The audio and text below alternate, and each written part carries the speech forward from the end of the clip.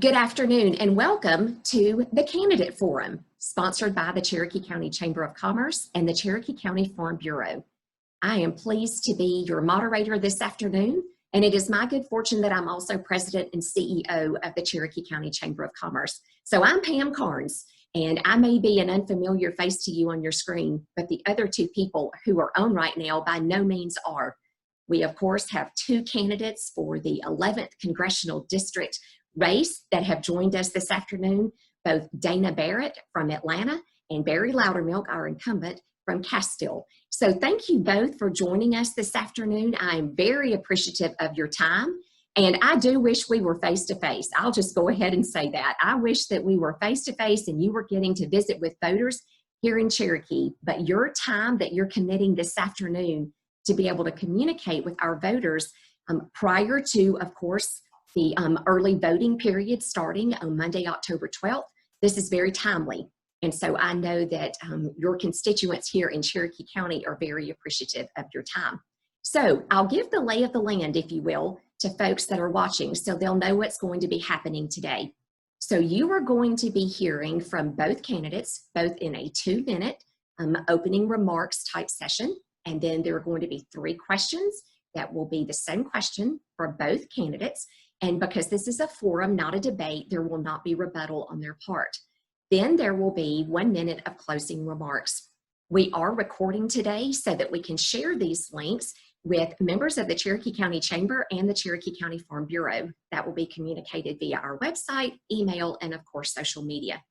So if y'all are ready, I'm ready, let's get started.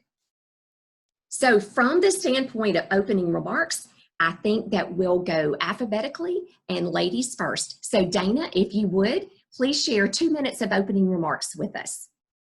Well, thank you, Pam. And of course, first I want to thank the Cherokee County Chamber and the Cherokee Farm Bureau for giving both of us this opportunity to talk about our campaigns and to talk about the issues. I'm not someone who ever thought I would run for office. I got into this race for a couple of reasons. First, in my job as the host of a daily talk radio show, I was studying the national issues pretty much 24/7. And as a moderate, I became really frustrated with the extreme divisiveness and polarization that was not only plaguing the country, but that was preventing our elected leaders from really getting anything done.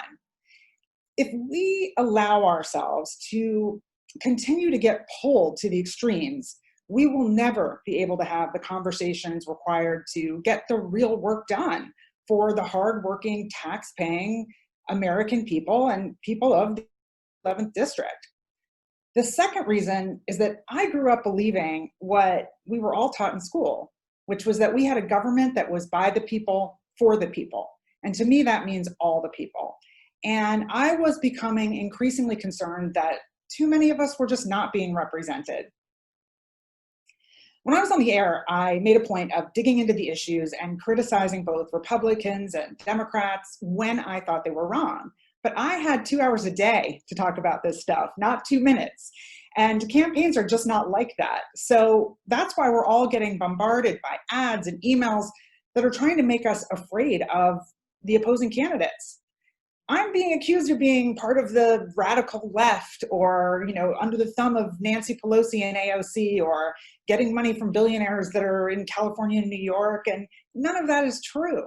I'm a fiscally responsible, socially liberal, democratic mom, business owner, and breast cancer survivor who's running for office because I believe that our leaders have not lived up to their responsibility to fix our real life problems. Thank you, Dana, for sharing that and really giving people the insight into who you are. And so many of them might not know your background relative to what you have done professionally, and then adding things like being a mom and everything else that comes with that. So thank you for sharing. I appreciate that. Congressman, if you would share, please, and you also have 2 minutes. Well, thank you, Pam, and I want to thank you and the Farm Bureau for doing this again. And, I just want to take my time to say thank you to our community. It's been a very difficult year on several fronts, especially with the COVID crisis. And I just want to say how much I appreciate the relationship that we've had with the Chamber, with the Farm Bureau, and with the people and the businesses, members of the Chamber of Commerce, because you guys really shined when it came to responding to COVID. You know, the administration made a decision, and I think it was the right decision, that if this response was run out of Washington, D.C., you would just see the empowerment, the greater empowerment of more bureaucracy. But we needed to get the people who could actually fix the problems empowered to do that. And that was a decision to let the communities respond. And I can tell you that the interaction that we had during COVID, sometimes on a daily basis between our staff and the Chamber, with the individual businesses and the Farm Bureau, I mean, the way the farmers stepped up and avoided a huge crisis with supply chain with our food system. It was incredible to see that the way that the governments at all levels, the federal government and businesses came together. Even with the PPP program that was hugely successful, we were on the phone daily with businesses here to actually tweak this thing to see how are we going to make this work so that you can keep the people employed. And it is the relationships that we have with the community that have just made all the difference in the world. And when it comes to representing people, you got to represent the people by knowing them and being with them. And I think you guys have just showed that the strength of America still remains in our communities and the community involvement. I've said many times that the strength of America and the future of America is within our own communities. It's not out of ivory towers built in Washington, D.C. So I appreciate all of you and your support, and especially your response in this very critical time in our nation. Thank you very much, Barry, and I appreciate that it has been an interesting 6 months or so, hasn't it? You know, we talked before we started recording today about how different things are, and that it would have been nice, as I alluded to be together for this forum.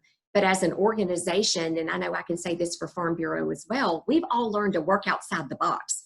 And we've had to be creative to continue to provide services to our business community and our members, much like for an elected official continuing to figure out how to do that for their constituents. And I know, Dana, you have to look at that about how things could be different going into office. Barry, you've seen that as well. So I think that creativity it's the name of the game right now. And we just have to roll with it and hope that we will come out even stronger than we were before. Well, we do have questions. And so we are going to move to that portion of the event. And again, you will have 2 minutes to answer your questions, and they will be the same questions for the two of you. So what we'll do is we'll start with Dana. You'll receive the question first, Barry's response, then Barry will let you receive the second, and then we'll rotate back to the third. Okay, so the first question, and if you'd like me to repeat it, I'm happy to.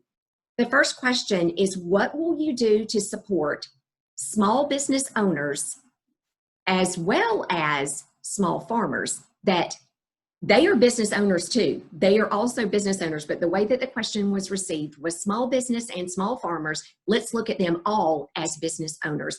Dana, your response, please. Well, I think, thank you for the question. You know, I think it's key when thinking about small business that it's all of us. I'm a small business owner. I've owned several small businesses over the course of my career. I technically own one now, although I've mostly been campaigning for the last year. But I understand the challenges we're going through, especially in this difficult economic moment that we're in because of the pandemic. And so certainly making sure that we have leaders that are working together to get stimulus packages through, because we did get the CARES Act.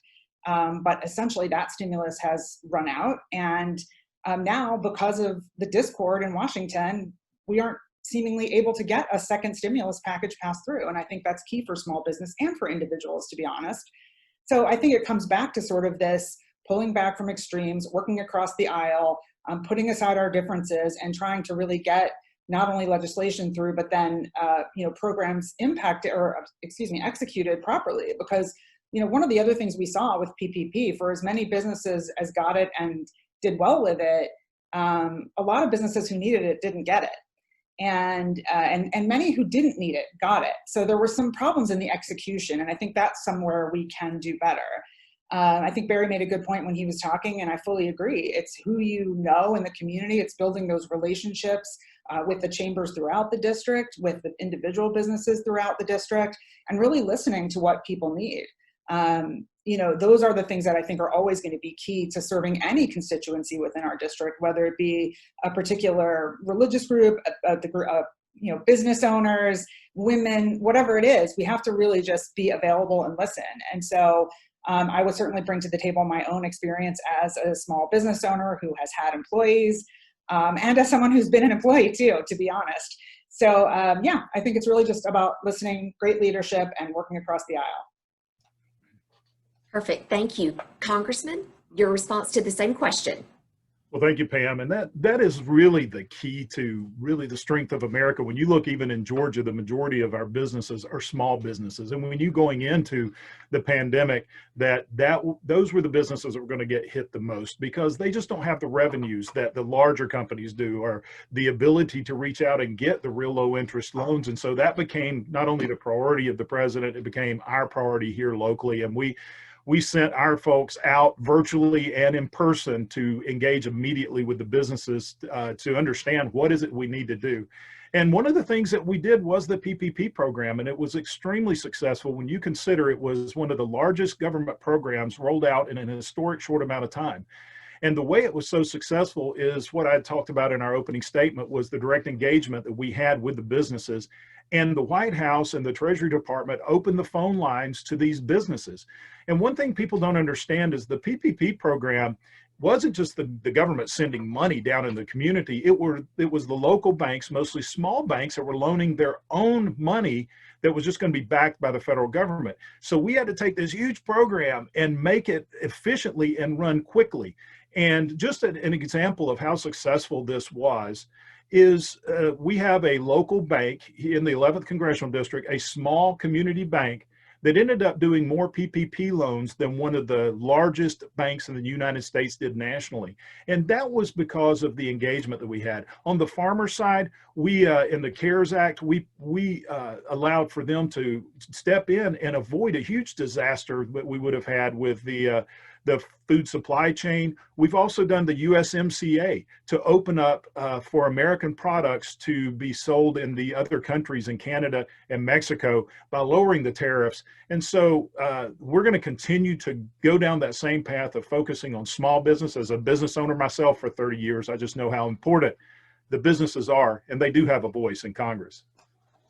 Perfect. Thank you, Congressman. So what a great question then for you both to be able to provide that perspective as small business owners. And I think that's what our members and the members of the Cherokee County Farm Bureau as well are looking for, is responses to people that have walked the walk that they have walked. So thank you for those responses. All right, Congressman, you will receive the next question first, and then Dana will go, of course, to you for your response to that same question.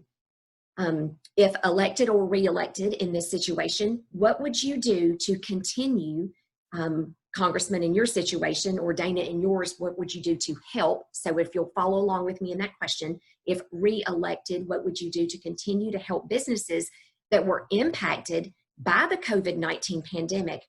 And second phase to that question is there still a serious threat to public health? Well, one of the things that we need to do is there's still $138 billion in the PPP program that's sitting out there in that second tranche of money that Congress allocated that hasn't been used. We need to open up PPP. That's been part of the contention with the negotiation with Speaker Pelosi, is we just want to do certain targeted things that help business, not do some huge, massive spending program that just throws money out across the nation to different areas. We need to right now be targeted to help those businesses and those individuals that are hiring the people. We need to get people back to work. Now, the economy has recovered much better than analysts expect, and is still recovering strong, but we're about to hit a point to where we're going to have to do more. And we're still $138 billion that we wouldn't even have to reallocate if we could just reopen the PPP program. I've co-introduced legislation that would do that. We also need to look at what helped us to respond so effectively on the economic side. And it was reducing a lot of the regulations, both on the healthcare side as well as on the economic side, to get the money to the people that need it, and reduce regulations on businesses so that they can actually work more efficiently during this time. So I think we need to look at what are those regulations that we temporarily suspended, and then ask, why do we need those to start with? Is COVID a serious health crisis? Yes, it is. And we know that. You can see how devastating and how infectious it is, even with the President of the United States. As much as I'm with him and I see the protocols they have, that he still gets infected.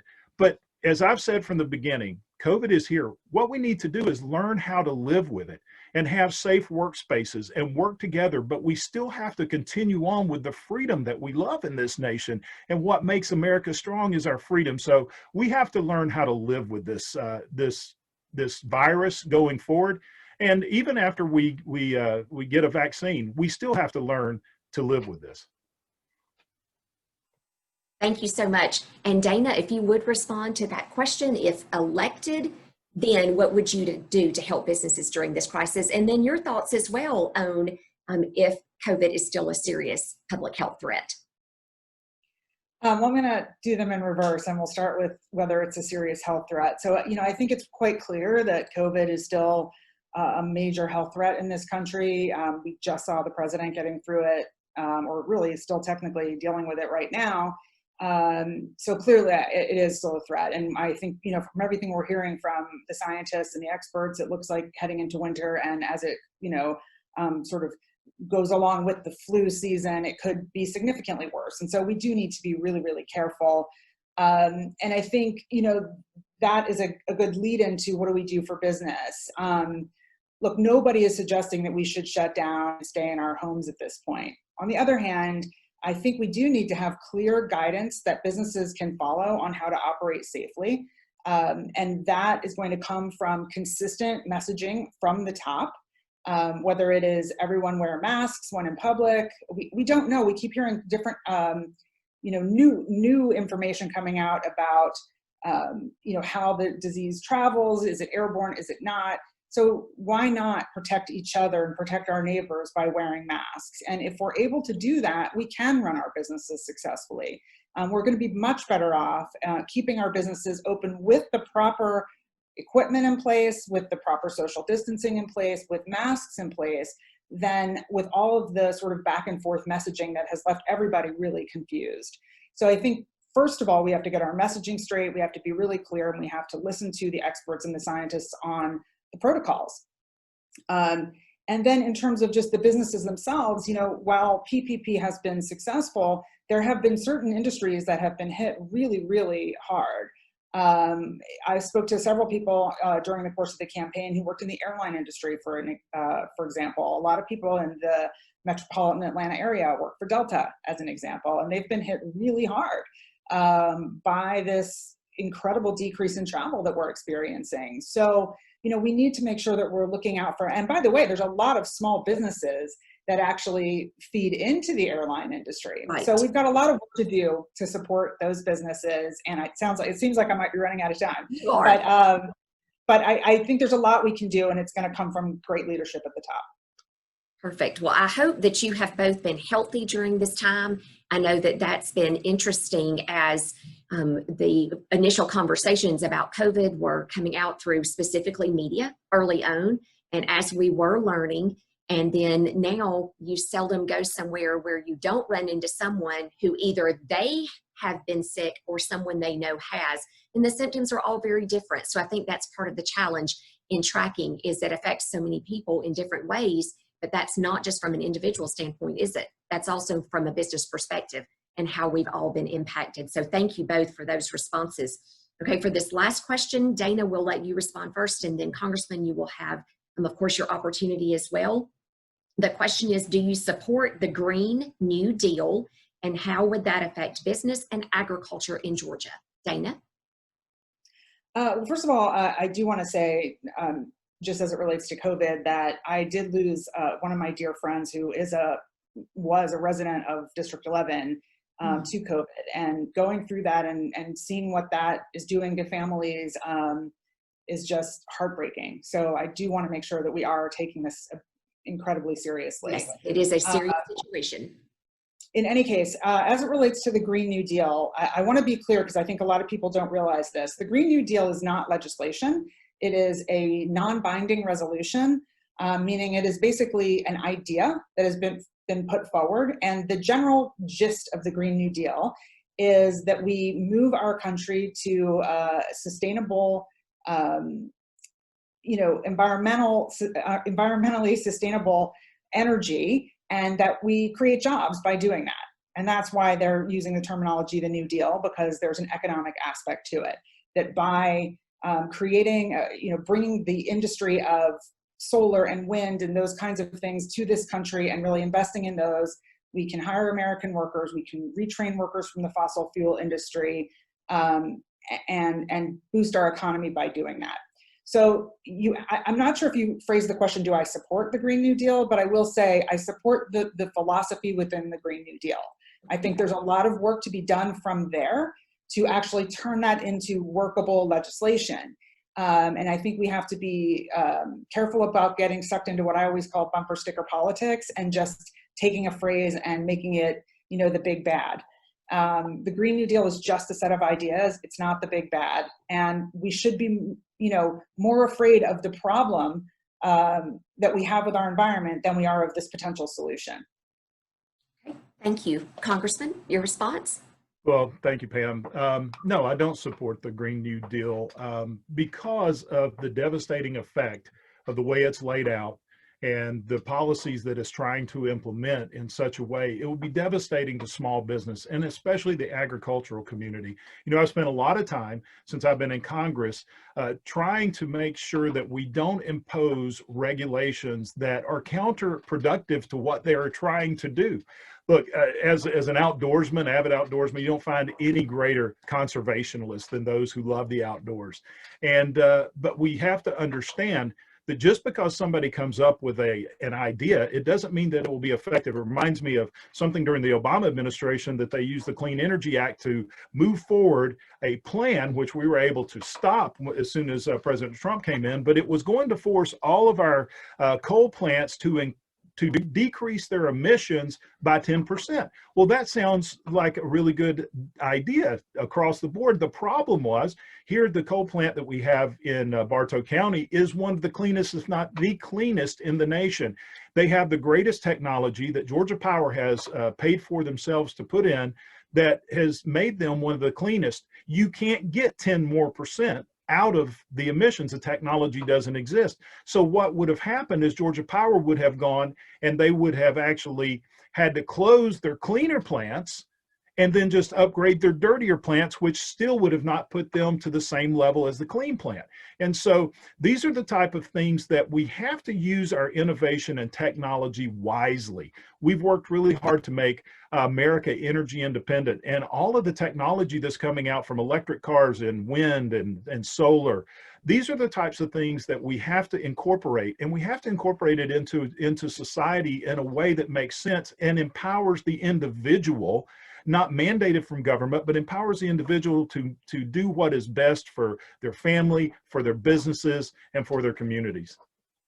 Perfect. Thank you for your response. We have a Going Green initiative within the chamber, and that is very small scale compared to what we're discussing. Please understand there is no comparison there by any means, but this process or this program that was launched through the chamber now some 12 years ago has continued to grow each year, just as we bring those environmentally friendly initiatives to the forefront for businesses in Cherokee County. So I know that that question will be important to them and your responses will be appreciated.